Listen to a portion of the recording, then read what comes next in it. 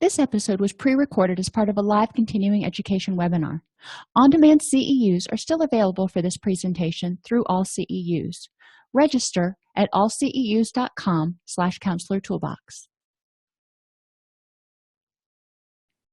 I'd like to welcome everybody to today's presentation. We are continuing the Journey to Recovery series, and we're going to be talking about group and individual interventions for depression.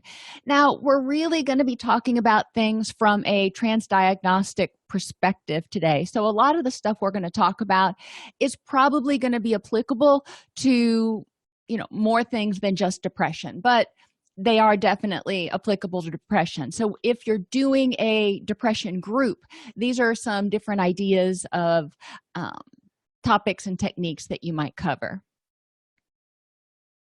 So we'll identify the common symptoms for anxiety and depression-based disorders, because, there's a lot of similar symptoms there, hence the transdiagnostic approach.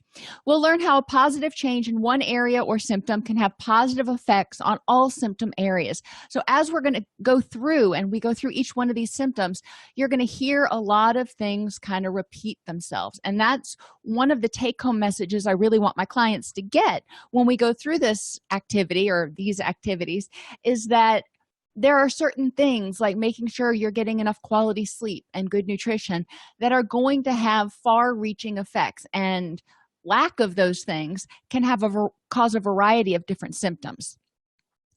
We're also going to explore the function of each symptom. Why does our body do it? Why does it make sense in some way, shape, or form that we feel the way we feel?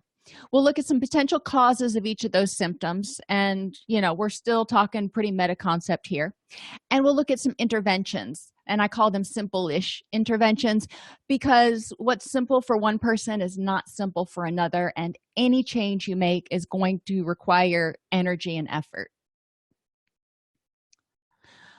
So when I teach this group or set of groups, depending on how involved we get in them, I want clients to recognize that symptoms are your physical and emotional reactions to a threat. It's your body going, okay, we got to conserve energy here. We've got to protect ourselves for some reason. Symptoms that we have are typically unpleasant in one way or another. And that's our body's way of kind of saying, something's got to change, something's got to give. They're designed to protect you.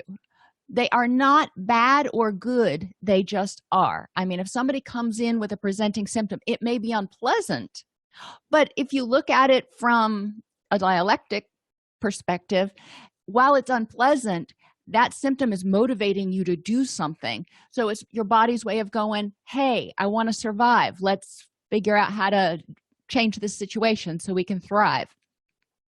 Instead of trying to make the symptom go away and just, I want it to go away, we want to help people understand the function of the symptom, because what causes a symptom, what the function of a symptom is for one person may be different than for another person.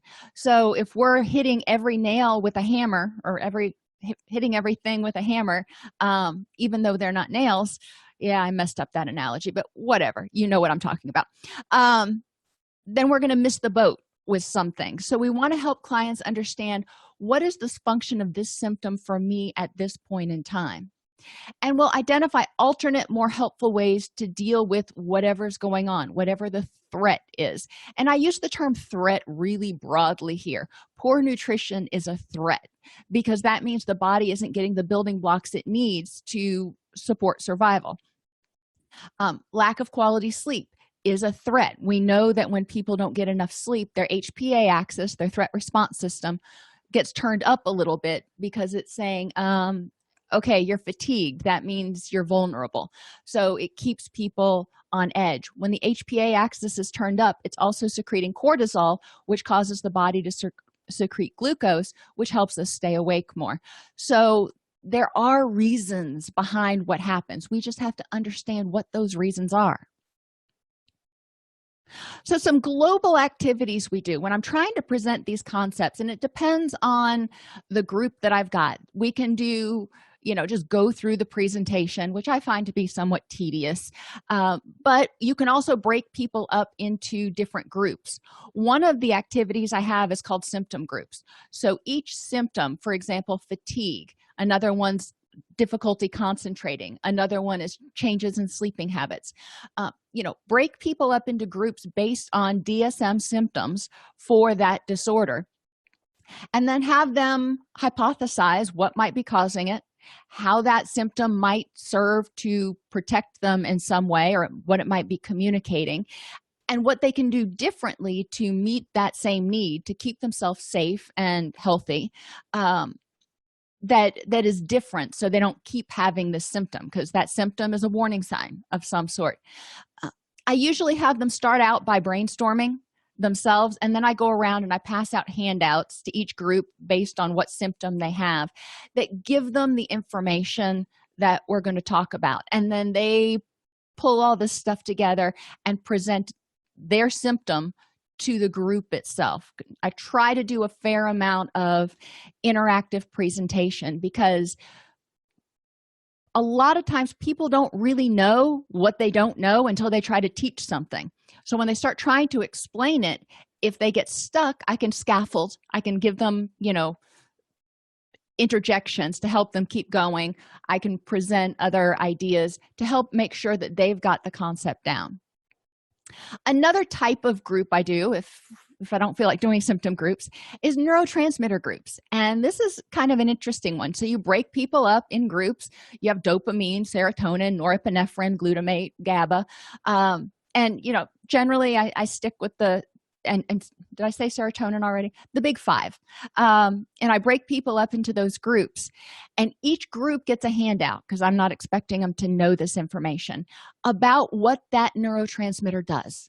Why is it important for happiness? Why is an imbalance in that neurotransmitter? How does that contribute to depression? And what types of things support that neurotransmitter being imbalanced? We don't want to necessarily increase everything. We want everything to maintain its natural balance. GABA and glutamate, for example, have to maintain in a balance. If you think of glutamate as the hot water and GABA as the cold water, and we want a warm bath. When you get stressed out, when there's something to be in the fight or flight mode of, you're going to have an increase in glutamate. You're going to get hotter. When it's time to relax and go to bed and chill out, you're going to need more GABA, which is the cold water. So it's not necessarily about increasing something. If you've got too much glutamate already, you may need to bring your GABA up a little bit. So, I want people to recognize how they can naturally balance their neurotransmitters. MEEPs, wellness groups. Now, this is another fun set of groups. I like this one because it's not technical like the neurotransmitter groups, but I have some people that are really interested in, because they're taking a lot of meds or whatever, they're really interested in understanding the basics, high level concepts about the neurotransmitters. But anyway, your MEEPs groups, that stands for mental, emotional, environmental, physical, and social. So again, you can either divide people up in groups, or you can put flip chart papers around the room for each area of wellness, if you will. And then in that group, they talk about different things that could contribute to depression and different things that can contribute to healing depression. And then they present that again to the group as a whole at the end. So it breaks up group a little bit. I'm able to go around and talk to people. I usually set it up so I present what we're going to be doing first 5 minutes. They have 15 minutes, maybe 20 minutes in group, and then they present for about 20 minutes, and then the last 10 or 15 minutes we talk about what everybody got from it and how these different things could apply. So we have more of an interactive discussion. The final one, and it takes a little and an answer to your question, Patricia, each group has is assigned a neurotransmitter. And remember, I said I provide the handouts for the group, so they know what the neurotransmitter does, because I'm not expecting them to have studied ahead of time. Heck, I don't even expect my students to have studied ahead of time when I teach this in intro psych. So, making sure that people have the resources they need in order to really get the most out of these groups is really important. Case studies is the final type of global activity that I do. And obviously, it's going to be a generic case study on Sally Sue and Jim Bob and Tina Marie and whomever else. I don't know why all my people have two names, but whatever. I guess it's a Southern thing. But I encourage people to look at their individual case study. And again, we break up into groups and try to figure out, reading this, what do you think might be causing this person's depression? Or what do you think might be increasing this person's depression? What do you think might help this person feel better? So I'm presenting them with a case study that includes a biopsychosocial assessment and information about what was going on before the problem started, the course of the disorder, and current symptoms, so they can look through it. And obviously, the case studies I present them are not super technical. I want to make sure that the salient points really stand out. But I also want to make sure in these case studies that I highlight more than just cognitive distortions or relationship problems. I want them to see that, these depressive symptoms can be caused by a lot of things, from low thyroid to polycystic ovarian syndrome to lack of sleep. Let's look at what might be causing this for each person, so they recognize that even though we all have depression, if we're doing a depression group, every single person in that room probably has slightly different symptoms, and those symptoms may be caused by slightly different things. So we don't want to treat depression the same for every single person in the room, or we're going to fail miserably. So we want it to be really individualized based on that client's presenting symptoms and what is causing those symptoms. Okay, so symptom number 1, lack of pleasure. This is apathy, and lack of pleasure in most things, most days, for a period of at least 2 weeks. Okay, so if we're doing this as a general group and I'm presenting it to people, that's how we're going to do it here. Yeah, it's kind of boring, but we go through it. It's caused by a neurochemical imbalance. Our sense of pleasure is triggered when we have an increase in our excitatory neurochemicals, our glutamate or our norepinephrine, and our dopamine. Dopamine's our pleasure chemical. So if we ain't got that going through our brains, what's the reason? So I want them to hypothesize, and I generally don't show the causes. I want them to speculate about what might cause that. But if they get stuck, I'll throw out one and I'll say, okay, lack of quality sleep. How can that keep you from feeling pleasure? And I mean, most of us, when we've been sleep deprived because, you've had a sinus infection or been working 20-hour days or whatever it is, it's hard to get excited about much of anything, partly because you're exhausted. But we do start to look at, okay, lack of quality of sleep. It's hard to feel happy and get all excited about stuff when we're barely getting by, we're dragging, and our body's devoting its scarce resources to keeping our immune system up and digestion and that sort of stuff. Excessive stress. Pleasure is when dopamine and norepinephrine are released, and that's when we feel excited. When people have too much stress, they've got norepinephrine and glutamate and not as much dopamine, because the body is saying, no, I don't want to do that again, so it's not going to secrete the pleasure chemical. Too much stress can keep people from feeling happy. And if you think about your stress response system, your HPA axis secretes adrenaline and cortisol and all those other excitatory neurochemicals to help you fight or flee. It's not going to be dumping dopamine, because dopamine is the let's do that again neurochemical, for lack of a better term. Drug or medication use can cause lack of pleasure. There are a lot of medications that can impact dopamine levels. And hormone imbalances, including thyroid problems, can also impact neurotransmitters. And it's not just dopamine, but again, think about lack of pleasure. I mean, that's a really generic term that people use. It's just when they feel blah. And thyroid problems can contribute to that. But even deeper than this, I want people to think, okay, we know that these things can cause a sense of a lack of pleasure. But what is causing the causes for you? So why do you have a lack of quality sleep? It's not sufficient to say, well, I'm not getting enough quality sleep, need to get more. Well, yeah, but how? If you knew how to do that, or if the solution was easy, you'd probably already be doing it. So let's look at what's contributing to your lack of sleep. Is it pain? Is it stress? Is it medications? Is it caffeine? Is it the dog that has fleas and he's biting himself all night long? What is it? Excessive stress. Well, most people can look back and go, okay, I see where all these stressors are, and let me look and try to evaluate which ones I have to deal with right now and which ones I just need to let go. Because a lot of times we take on too much stuff.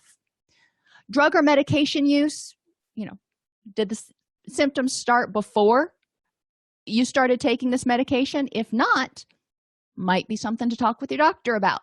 Or if you're taking an over-the-counter supplement, something to think about doing an A/B test and quitting for a little while.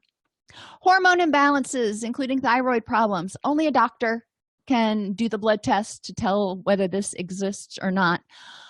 But there are so many people who have inadequate levels of certain hormones, and that's not necessarily meaning they need to go on hormone replacement therapy or anything. There are a lot of things like getting enough sleep and proper nutrition and getting exercise that can be done to help balance and regulate hormones naturally.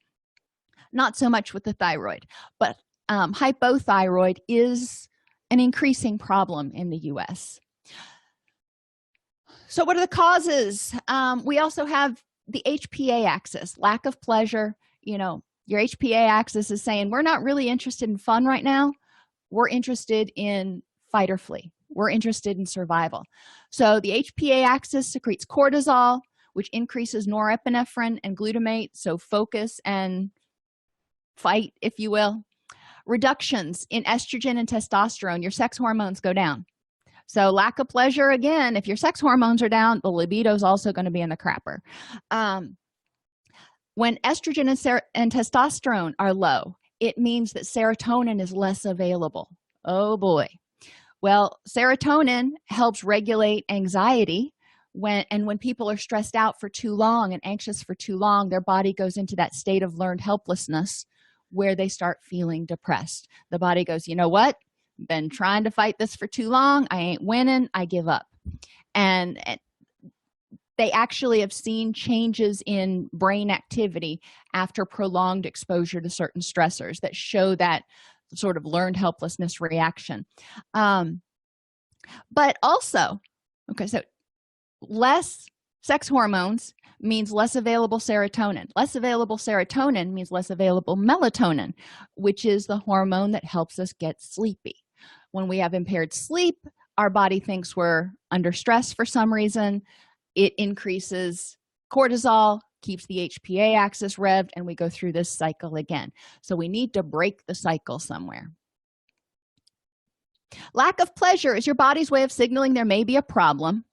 Conserving those excitatory neurotransmitters. It's conserving energy for a real crisis. But unfortunately, those excitatory neurotransmitters like norepinephrine and glutamate that rev us up, when you add dopamine to the mix, they're like, woo, that's your happiness. But when you don't have dopamine in there, that's, stress and anxiety when you add adrenaline. But in any event, your body is going, I need to hold on to this energy. So we're not going to waste it, quote unquote, waste it on, happiness and excitement and exhilaration. We're just going to sit here and hold on to this until there's a big problem. When we feel this way, nobody wants to feel this way for long. So in a way, our body is forcing us to address whatever imbalance is there so we can start feeling a little bit better. I encourage people to use a solution-focused approach to coping with their symptoms. And sometimes people are willing to work on one thing or not another, or one symptom is more prominent or problematic for them than another. Fine. I tell them that depression, in my mind, is like a woven blanket, a really heavy woven blanket, and it's over your head. It's almost oppressive. But no matter where you start pulling a string on that woven blanket, eventually the whole daggum thing's going to unravel. So just start doing something, and you're going to feel that blanket start to lighten. You're going to feel that oppressive feeling start to lighten. So anyway, I encourage people to think back over the last few times when they've been depressed or just haven't found pleasure in anything, even if it was just for a few hours. I don't want people to really get stuck, if you will, trying to think about, okay, when was the last time I was really truly clinically depressed? When we think back over times when we've been just really down for an afternoon or for a day, what did you do to help yourself feel better? Some people say, I just went to bed and I told myself, what, tomorrow's a new day, I'm just going to start over again, reboot, if you will. That works for some people. And if you can do that for one day, sometimes you wake up the next morning and you can start fresh, if you will. When it doesn't work is when people just continue to go to bed and hope when they wake up things will get better. They wake up, things are not better, they go back to bed, and it's just this constant state of waking up lethargy and going back to sleep. So we brainstorm. What things do you do to help yourself feel better and find pleasure? Sometimes you've got to bring pleasure in. Just because you don't have misery doesn't mean you're necessarily happy. And we talk about yin and yang when we talk about this aspect, because you can have too much stress, or you can have an average amount of stress but not enough pleasure, and you want them to be balanced. So sometimes it's about adding the pleasure into your life. So what do? What makes the depression or lack of pleasure worse? For some of us, sitting in a dark room watching TV or something actually makes it worse because we feel more stagnant. So asking people to think about, what have you done when you felt like this that really didn't help you feel any better? So they know what's on their list that they probably should try to avoid doing. What can you do to prevent triggering your depression or lack of pleasure? So I want people to think back to, are there certain things that actually trigger this feeling, trigger this symptom for them?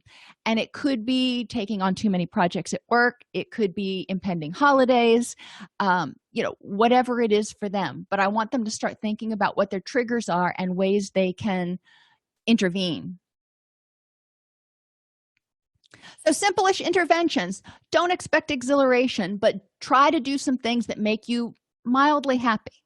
So activities that you can do in group. The alphabet activity, it's one of my favorites. You go around the room and everybody says something that starts with their letter of the alphabet. So the first person is A, and they say, applesauce. I don't know.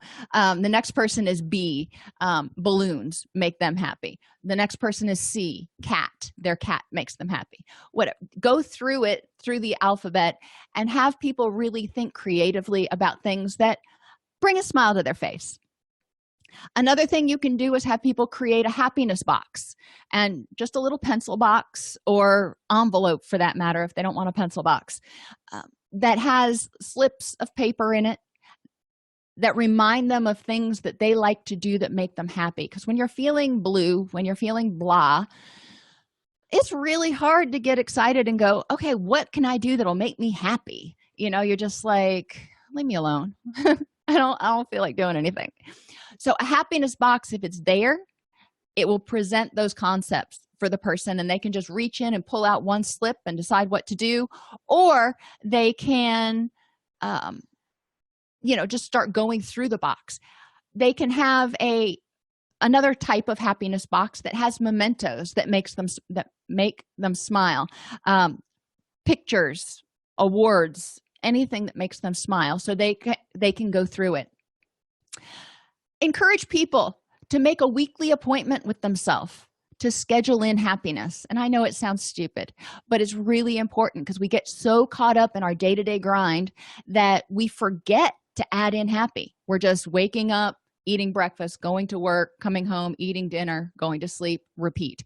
And it's very monotonous. So encourage people to at least a weekly appointment, preferably a daily one. But, I'm trying to be realistic here. It can be 15 minutes. It doesn't have to be half a day. Encourage people to get plenty of sleep to stabilize their circadian rhythms and their sleep, wake, eat rhythms. So you can see just by the name or the alternate name of circadian rhythms, how when you get your sleep out of whack, it's going to make it more difficult to get quality sleep. It's going to make it more difficult to be awake, and it's going to make it more difficult and alter your eating patterns because you're not sure when you're hungry and when you're full. So circadian rhythms, super important. Encourage people to think back to a time when they didn't feel this way and have them do MEEPS sheets. My people just get used to the acronym MEEPS. But on each sheet, they identify what was different when I didn't feel this way. What was different mentally? What was different emotionally? What was I doing that made myself happy? What was different environmentally? Maybe you lived somewhere else. Maybe it was spring instead of the middle of winter when the days are shorter and less sunlight. What was different physically? Did you have less pain? Were you taking different supplements? What was going on? And what was different socially? And sometimes they may go through and some things in different areas weren't any different at all. And that's cool. But I want people to really go through on a granular level and think, what was different when I was happy? And then they can go back through those sheets and ask themselves the similar question: what changed when I started feeling depressed, or that triggered me to start feeling depressed? Maybe their best friend moved away, or they changed jobs and they really don't like this new job, or whatever it is. So we want to start looking at that. Another thing that can change, and I don't know whether you put it in, I guess you'd put it in environment. If people are on shift work and their shift changes, oh boy, that messes with circadian rhythms and can throw people for a big loop. And encourage people to remember that depression is a natural part of the grief process and very normal after any kind of trauma. So they need to be compassionate with themselves if that might be causing their lack of pleasure. If they experienced a trauma that was a rush, a gush of excitatory neurotransmitters, fight or flight, they probably were in a state where they were revved up for a while. Maybe it was a couple of days, maybe it was a couple of weeks. So they may need to be compassionate with themselves and think, you know what, I need time to rest and recharge because I just ain't got it in me right now. Eating behaviors, eating too much or loss of appetite. Circadian rhythms help your body know when to secrete ghrelin and leptin, so you know when you're hungry, when you're supposed to, when you're full. Our eating signals are actually correspond to certain hormone fluctuations throughout the day. So if your hormone fluctuations, if your circadian rhythms are out of whack, then you're not going to really know when you're hungry. Most of us, if we get on a schedule, we know about when it's time to eat lunch because our stomach starts going, it's lunchtime. That's a sign that your circadian rhythms are relatively well synced. So what causes changes in eating behaviors? Well, stomach flu, but we're going to assume that's not the case. An imbalance in brain chemicals that help you feel motivated to eat, such as norepinephrine and serotonin. When we eat too much, especially high-fat, high-carbohydrate foods, those foods cause the brain to release serotonin and dopamine. So serotonin is calming, dopamine is your pleasure chemical. Makes sense that, if one or more of those is low for some reason, you may be trying to fill the gap or self-medicate, if you want to use that word, with food. There are 5 primary causes of overeating. Now, there's lots of causes, but 5 primary that I tried to lump together. Your body needing the building blocks. Sometimes we crave foods, and this is obviously more with overeating. Sometimes we crave foods that our body needs to make the neurochemicals and make whatever it needs to rebuild itself. So people may tend to overindulge. I know every once in a while I will just get this craving. I'm like, I have got to have red meat. And generally I don't eat meat at all. So I try to listen to myself when that happens, because my body's trying to tell me something, because that's just not something I usually crave. Encourage people to keep a food diary, and they can do it on their mobile device. I recommend they do it on their mobile device. Spark people, it's a little cumbersome, but it's one of the better apps for breaking down the nutrients that you're getting in, so you can look and see if there are particular nutrients that you are regularly not getting enough of, like zinc or magnesium. Low serotonin can cause people to overeat because they are craving that serotonin release. But low serotonin also corresponds with high anxiety, and sometimes when people have high anxiety, they just can't eat at all because their stomach's tied up in knots. So it could go either way. Circadian rhythms, we already talked about this. In order to monitor your circadian rhythms, people can do energy monitoring, which is a really general way of monitoring your circadian rhythms. When do you have highest levels of energy? When is your energy lowest? It should be highest at the beginning of the day, not necessarily when you first wake up, but at the beginning of the day. It should dip a little bit after lunch, come back up, and then it should gradually decline after that until bedtime, in theory. So have people monitor their energy levels, and if they find that they're waking up at 8 o'clock at night but they can't get jump started throughout the day, then that's something that they may want to consider. Another thing that they can look at is getting a fitness monitor that shows them when they're sleeping, because if it shows that they're getting the brunt of their deep sleep at the beginning of their sleep cycle, and then they're getting progressively lighter sleep throughout, that's the way it's supposed to be. If their sleep is all over the place, that may indicate that their circadian rhythms are at least a little bit out of whack. Habit and self-soothing. Sometimes we just eat because it's what we do. When you're watching a movie, you eat popcorn. When it's dinner time, you eat. You don't question whether you're hungry or not. So again, if you have people keep a food diary that indicates what they're eating, how much they're eating, but also why they're eating, have them ask the question. It doesn't necessarily mean they don't eat, even if they aren't hungry or whatever. It just means they're becoming more aware of why they're eating.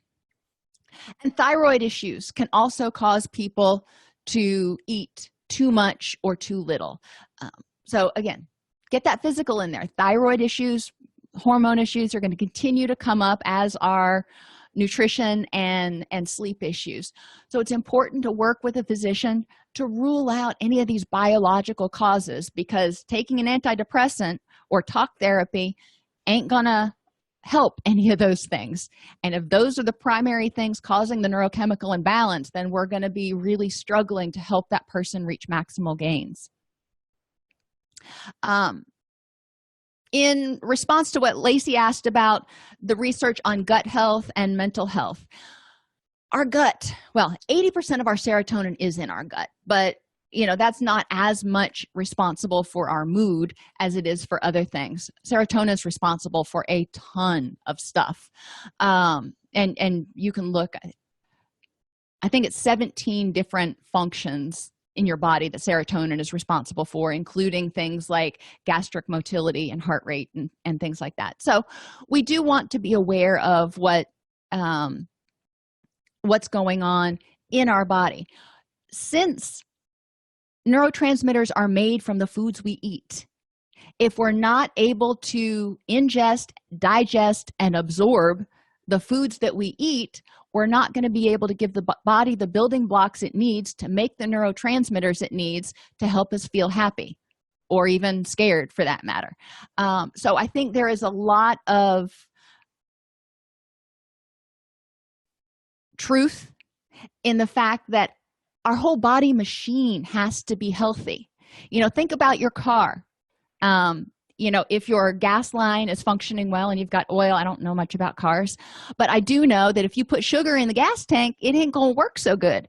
And things are going to start getting clogged up. Or if you run it even without sugar but with crappy gas, and things start to get clogged up and gooky, I said I didn't know much about cars, then it's not going to run as efficiently because it's keeping the gas from efficiently getting through the system. Same sort of thing with the nutrients. We need to make sure that our body can make what it needs to keep all systems functioning, endocrine as well as neurotransmitters and everything else. Okay, so when we talk about eating behaviors, I ask people, how do they cope in the past when they have not had an appetite or they've been eating to self-soothe? How do you deal with it? And a lot of people that I work with tend to eat to self-soothe. There's less of the just no appetite, but there is a portion of people with no appetite. So you want to cover both ends of the spectrum and say, what do? You need to get minimal nutrition, but you also want to get, you don't want to eat too much, but you want to get good nutritious foods in there. So what can you do? How can you make sure you're eating a generally healthy diet and making sure your body has the building blocks it needs? And that comes down to being aware of what you eat. Food diaries are great. I know people don't like to keep them, but it does really provide a lot of insight. What can you do to ensure you're eating due to hunger and not distress? Ask people this. If they typically eat to self-soothe or eat out of emotions when they're stressed out or when they're tired or when they're whatever, what can they do? Make sure they know what foods they generally eat to self-soothe. So if they're cramming down those chocolate chip cookies, they know, this might be a clue that something else is going on. What can you do to prevent non-hunger eating? And there's a lot of things people can do. Brushing your teeth right after a meal. Mint, which is, I guess, one of the reasons they use it for toothpaste, is actually an appetite suppressant. So people typically aren't as hungry if they brush their teeth right away. In our house, we clean up the kitchen because once the kitchen's clean, I don't want to mess it up again. I don't like coming down to a dirty kitchen in the morning. Getting out, instead of sitting around the house or continuing to sit around the table, getting out away from the kitchen, away from the food, doing something can also prevent non-hunger eating. Simplest interventions. Stop consuming caffeine at least 8 hours before bed. Easier said than done, I recognize, but encourage clients to be aware of how their caffeine intake impacts their mood. Drink enough water. When we are dehydrated, a lot of times our body will actually start craving salty foods or sugary foods in order to get us to eat those, which will make us drink water to compensate. It's kind of a weird system. Or you'll start craving something like watermelon or iceberg lettuce. Either way. Try to have 3 colors on your plate at every meal. This is a fun activity to do, especially if it's not too close to dinner time and people are just starving anyway. Put sheets around the room with the colors yellow, red, and then one for blue, black, and purple, green, orange, white, and brown. And then divide the paper in half. And on one side, it's breakfast, and on the other side, it's lunch and dinner, because some things like broccoli, you're probably just not going to eat for breakfast. And have people identify foods of each color that they might eat at each meal. So yellow can be bananas, red can be cranberries, blue berries, blackberries. There's a lot of fruits and berries that go well in breakfast. Some people will actually use black rice and cook it into like a porridge for breakfast. So, that might go in there too. But encouraging people to get creative with the different foods that they eat so they have those 3 colors. Not only does it increase the antioxidants and help people stay healthier. It also provides a broader array of different micronutrients, and 3 colors on a plate actually tricks your brain into feeling full faster than if you're eating a plate that's like all one color. For whatever reason, when our brain sees a plate that's like all whites and browns, it doesn't register as much food as if it sees multiple colors. Interesting little tidbit. Eat foods you enjoy, but in moderation. If you feel deprived, you're probably going to tend to binge on things. So eating foods you enjoy, whether it's chocolate or pizza. I love pizza. And I justify it by saying it's got vegetables on it, it's got dairy on it, it's got fruit in the form of tomatoes, it's got grains in it, and it's got those fats, so I can digest and metabolize the fat soluble vitamins. I've justified pizza really well to myself.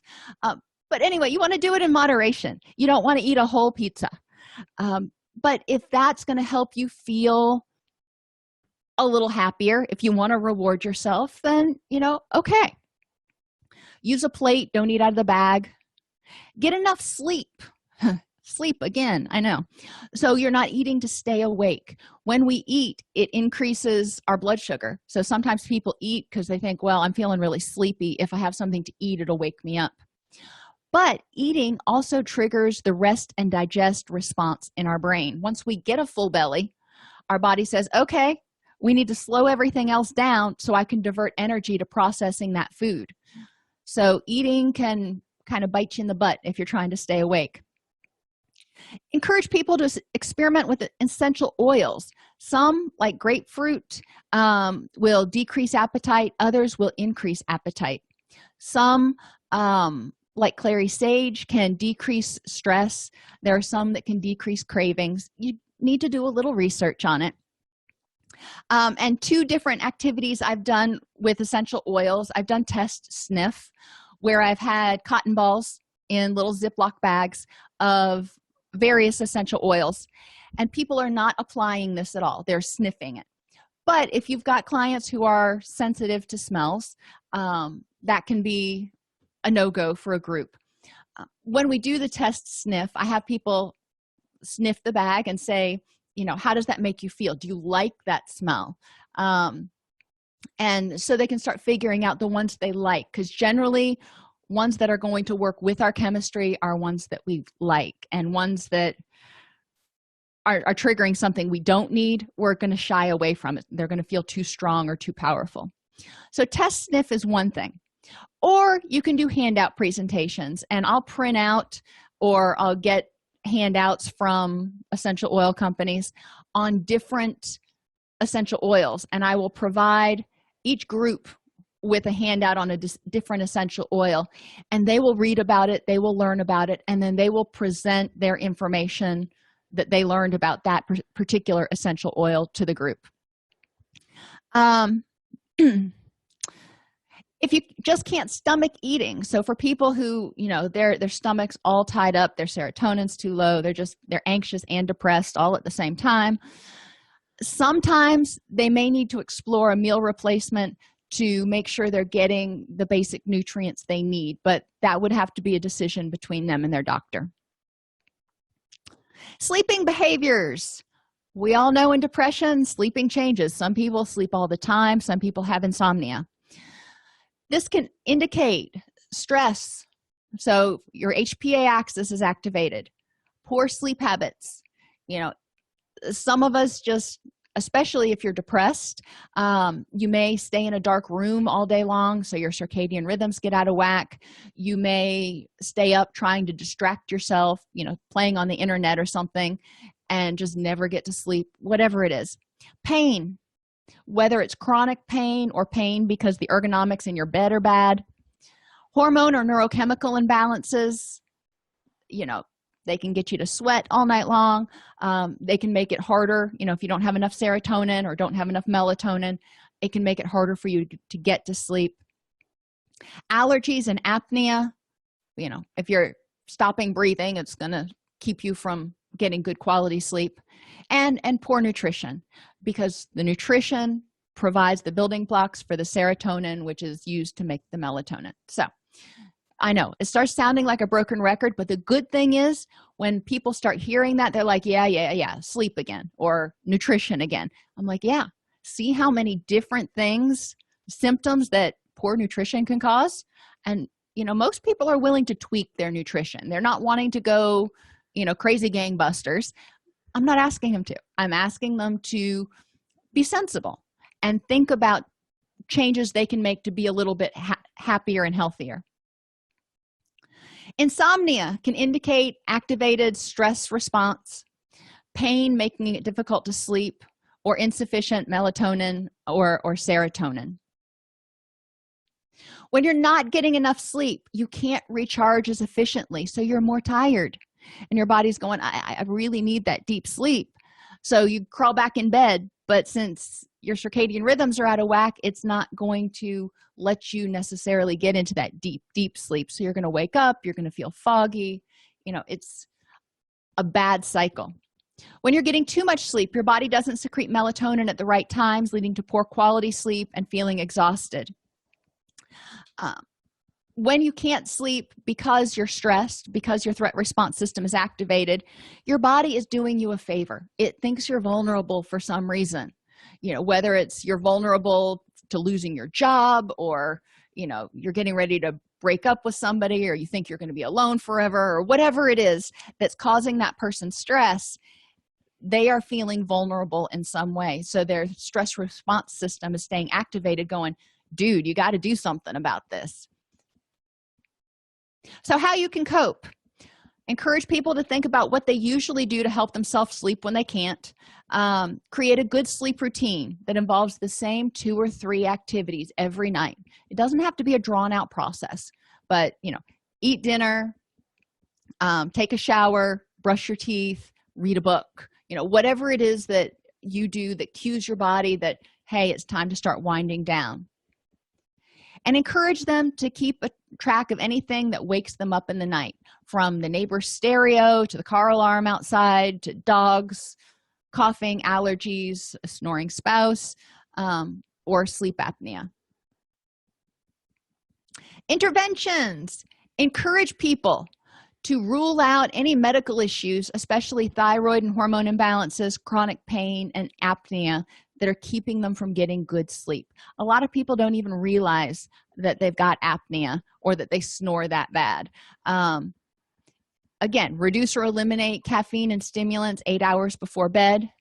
Keep a notepad by their bed to write down things they need to remember instead of tossing them around in their head all night long. Use progressive muscular relaxation to help your body relax. And that's I usually go from top to bottom, tensing and relaxing the muscles. And every time you relax, you feel the stress leave those muscles until you get all the way down to your toes. And quite honestly, most nights I don't make it all the way down to my toes before I'm asleep. So it's a good thing. But there are scripts online and on YouTube that people can download or listen to as they're going to sleep that walk them through progressive muscular relaxation. And sometimes it helps just to hear that other voice. Encourage people to develop a stress management relaxation plan. Have them use mindfulness exercises. And you might be thinking, well, mindfulness may keep them in the present moment and activated. What I mean by that is focus on one thing. If they can close their eyes and focus on one thing, or focus on one thing in the room and just think about that. It's almost like counting sheep, but not. Don't take long naps during the day. If you get a nap that's longer than 45 minutes, it's going to mess up your circadian rhythms for that night. And adjust lights for circadian rhythms, even if or especially if you're in a season where you've got shorter days. You need that 14 to 16 hours of bright light daylight. And then 2 to 3 hours before bed, you need the lights to go way down. So like 25-watt yellow bulbs or golden bulbs are really helpful. And cutting out the blue light 2 hours before bed. When people have low energy, it can be from lack of sleep, lack of motivation. Now, this is a new one. When we just have low energy, we're just, again, blah. it can be because we just don't have motivation to do anything. We're feeling very hopeless and helpless. Lack of movement. A body in motion tends to stay in motion. A body at rest tends to stay at rest. If you've been sitting on the couch for a week, you may think, oh, get up, really? No, but once you get up and get moving, it's easier. So getting through that inertia is really important. Fear of failure or rejection. Some people get stuck cognitively and physically in a position because they're afraid to try. They're afraid to get up and do anything. Poor nutrition and thyroid and hormone imbalances.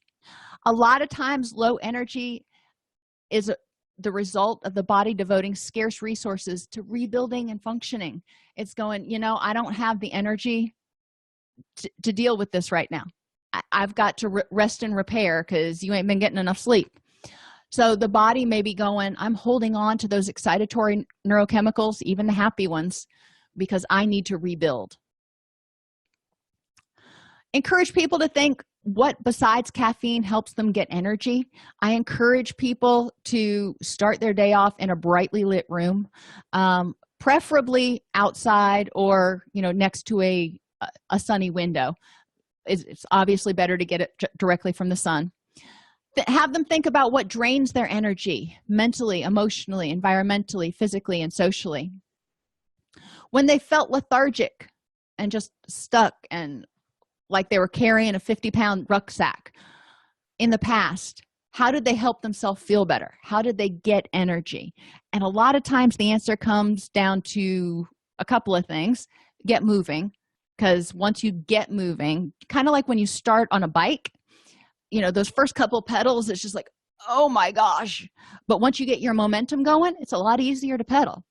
So encouraging people to get through that inertia period and stabilize their circadian rhythms.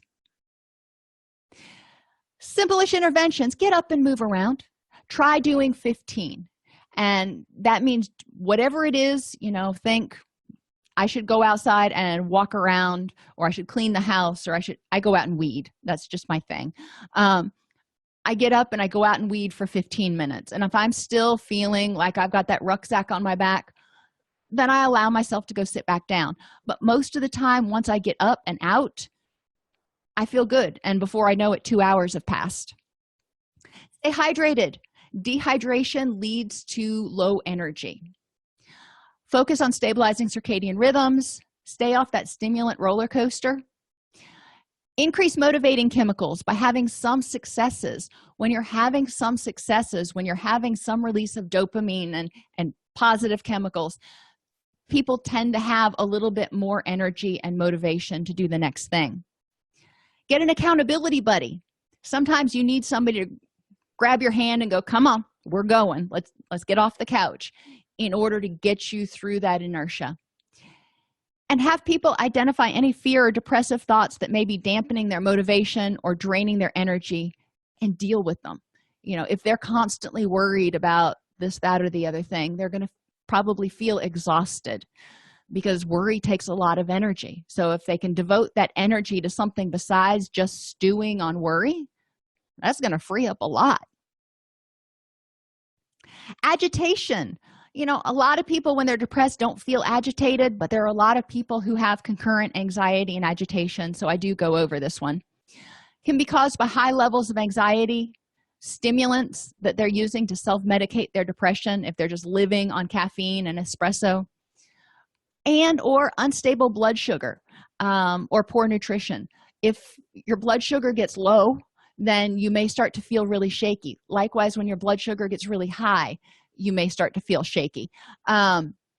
So people who have great fluctuations there can feel shaky, which can make them feel nervous and agitated. When you're sped up, your body is likely detecting a threat of some sort, whether it's a real threat or it's chemically or cognitively induced.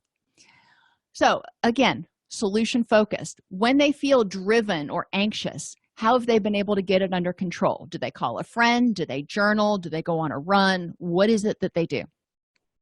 And when you're feeling this way, what can you do to be kind to yourself? When we're feeling agitated, we typically tend to not be the most pleasant people to be around.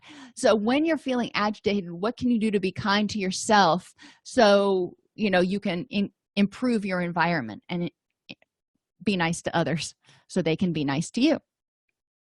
Simplish interventions reduce anxiety by addressing unhelpful thoughts, using distress tolerance skills to feel the anxiety, accept it is what it is, and let it pass. Surfing the wave, as we urge surfing. We've talked about that before. Practice good time management so you don't feel pressured. If you're taking on too much stuff, then it's going to increase your stress, which could increase feelings of being overwhelmed and hopeless and helpless and anxious. Make a choice not to let anxiety run your life. And you're like, yeah, right. Easier said than done. Yeah, it is. However, cognitively, people do have the ability when they start feeling anxious to go, you know what? No, I am going to push that away for right now because I'm dealing with this other thing over here. Pay attention and reduce how many stimulants you're taking, including caffeine, nicotine, diet pills, decongestants, and pre-workout supplements for any of your fitness people. And make sure that they're stabilizing their nutrition. When people have trouble concentrating, their neurotransmitters, hormones, or blood sugar, or lack of sleep, poor nutrition, or excess stress could be causing it. People also may have feelings of helplessness causing them to second guess themselves. So they have difficulty concentrating. They've got monkey mind because they're anxious about all these other things. When you're having difficulty concentrating, concentration is a luxury. So when you're having difficulty concentrating, your body may be going, I'm trying to fight or flee right here. We're not going to be worried about solving the world's problems. So it indicates that there may be underlying anxiety and stress from somewhere. Encourage people to identify what helps them focus when they can't concentrate, like breaking things down into small chunks. Working in the morning. I know for me, my energy is highest in the morning, and if I'm having difficulty concentrating, I know that I need to get the bulk of my work done before about noon. Encourage people to sharpen the saw, as Stephen Covey says. Be kind to themselves. We do need to rest and relax in order to be as sharp as we can be. We need to have some downtime where we can clear our head and rebalance. Make sure you're eating healthfully. Stay hydrated, get adequate sleep, and take a 10 to 20-minute power nap. Remember, not longer than 45 minutes after lunch. Research has shown that a nap after lunch increases focus chemicals up to 200%. Interesting. Hopelessness and helplessness can be caused by a variety of things, but basically, it's your body going, I give up. I can't do this anymore. It can be caused by lack of sleep, being exhausted, being overwhelmed, negative thinking patterns, chronic pain, and even use of depressant type medications like opiates that really drain people's energy and can make them feel exhausted. It's a signal that something's wrong. So we want people to think, how do I help myself feel empowered? If I'm feeling hopeless, how do I garner hope? If I'm feeling helpless, where do I have power? What things do I have control over? What are my goals, and what can I do right now to start achieving my goals? Because sometimes we're just stuck in this quicksand of hopelessness and helplessness, and we can't see the forest for the trees. So if somebody says, okay, focus on this one thing over here, focus on this goal, what can you do to start achieving that? Then that's kind of like that rope that they can grab onto to start pulling themselves out of the quicksand. And what are 3 things you can do today to start moving toward recovery or happiness again? Encourage people to identify things that give them hope or make them happy and do one of those every day.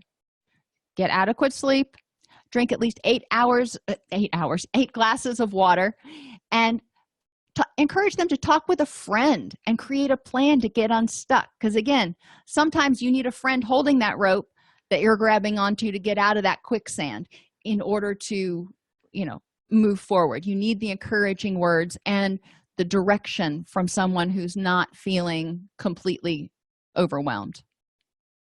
Most depressive symptoms are caused by changes in neurochemistry. That's just, we feel our feelings because our brain chemicals are doing something to protect us. These changes can be caused by emotional upset that triggers the HPA axis, unhelpful or unpleasant thoughts that trigger the HPA axis, pain, poor quality sleep, poor nutrition, medication side effects, a lack of pleasure, behaviors that alter brain chemistry, such as anything that causes dopamine surges like bungee jumping, gambling, sex, or viewing pornography. Coping with depression requires an understanding of what triggers that symptom for that person. Is it lack of sleep? Is it stress? Is it pain? Is it all of the above? We need to understand what triggers it for that person. What has helped them in the past to prevent or cope with that symptom? That gives us a clue at what might be triggering it now. And that also helps us identify the function of the symptom in order to prevent the need. So if poor nutrition triggers the symptom and eating a healthier diet helped prevent it in the past, then we may recognize that the symptom that they're having is their body's way of going, hello, you need to eat a little bit better. So, they know what they need to do. Think of your body as trying to give you clues all the time, and think of it as a experiment, if you will. Okay, one person wanted me to review the neurotransmitters. Dopamine is your pleasure chemical, and it also helps with concentration and learning.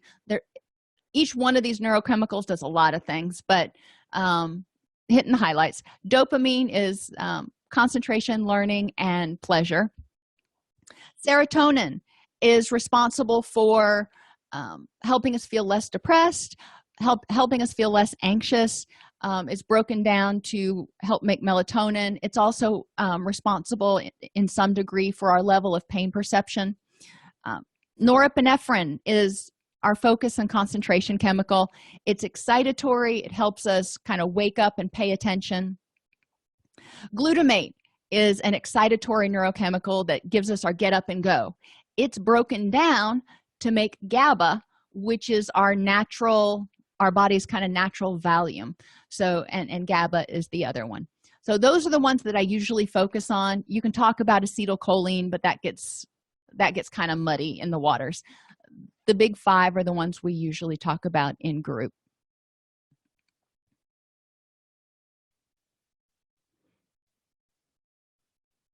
Yes. Encourage people to consider everything they're putting in their body. James pointed out alcohol is a depressant, and interestingly enough, it also causes anxiety. Its initial effects when you are intoxicated are depressant effects, so it can slow breathing and make apnea worse. And as it wears off, it wears off faster than the body can replace that depressant effect with GABA. So people experience anxiety, hypertension, other things when they are detoxing or when the alcohol is leaving their system, which leads a lot of people to drink some more to kind of make the feeling go away.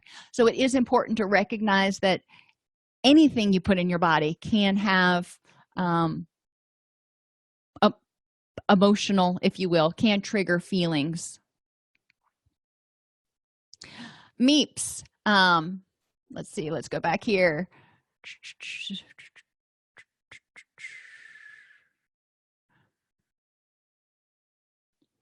MEEPs are mental, emotional, environmental, physical, and social.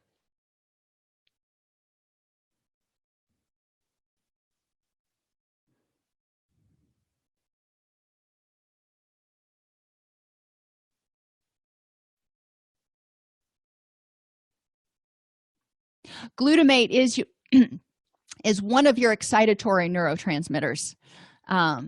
So it helps you with your get up and go, your fight or flight response.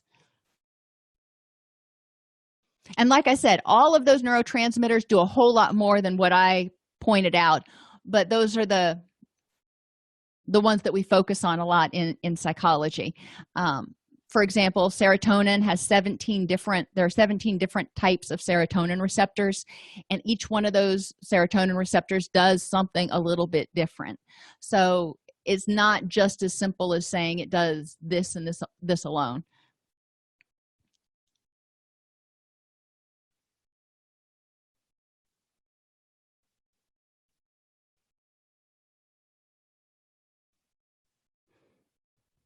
All righty, everybody, well, have a great day, and I will see you on Thursday. Oh,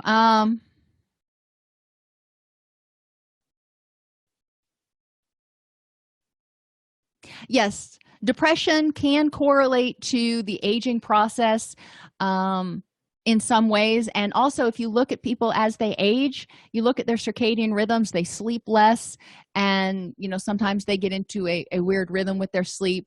Hormones change for men and women. So there's a lot to be considered from a biopsychosocial diagnostic perspective. All right, everybody, have a great day. If this podcast helps you help your clients or yourself, please support us by purchasing your CEUs at allceus.com or getting your agency to sponsor an episode. A direct link to the on-demand CEUs for this podcast is at allceus.com/podcast CEUs. That's allceus.com/podcast CEUs. To sponsor an episode of Counselor Toolbox and reach over 50,000 clinicians per week, go to allceus.com/sponsor. Thank you.